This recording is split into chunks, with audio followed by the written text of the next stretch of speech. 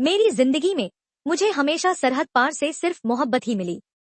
Operation सिंदूर से पहले और बाद में अपने देश का समर्थन करने पर आप में से कई लोगों ने मुझे गालियां दी, मुझे कोसा, बहुतों ने मुझे अनफॉलो कर दिया और अब कई लोग धमकी दे रहे हैं कि वे मुझे अनफॉलो करेंगे।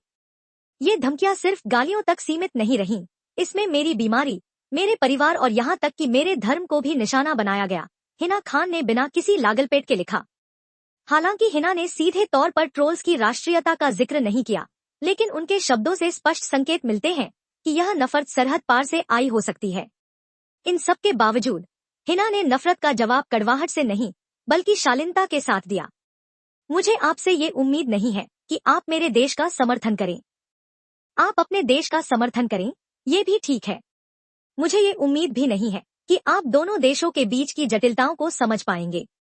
बस मुझे सिर्फ इतनी उम्मीद थी कि आप इंसानियत के दायरे में रहेंगे, जैसे मैं हमेशा आपके साथ रही हूँ, उन्होंने जोर देते हुए कहा। हिना ने आगे अपने देश के प्रति अपनी निष्ठा को दोहराते हुए कहा, शायद यही फर्क है। अगर मैं कुछ भी नहीं हूँ, तो भी मैं एक भारतीय हूँ और हमेशा रहूंगी, सबसे पहले भारतीय।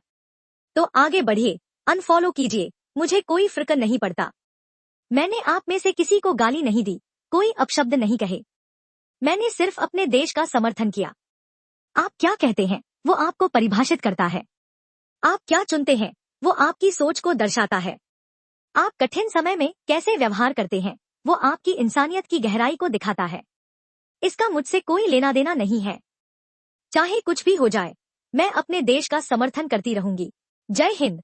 यह पहली बार नहीं है जब हिना खान ने किसी सामाजिक मुद्दे पर आवाज उठाई हो। उनका यह नया पोस्ट उनकी मजबूती और साहस का प्रमाण है। जब सीमा पर तनाव बढ़ा हुआ है, ऐसे समय में उनका यह संदेश याद दिलाता है कि पब्लिक फिगर्स को अपने देश के लिए बोलने पर किस हद तक भावनात्मक आघात झेलना पड़ता है। हिना खान ने फिर एक बार यह साबित किया है कि वह अपने देशभक्ति के जज्बे को गर्व के साथ जीती है।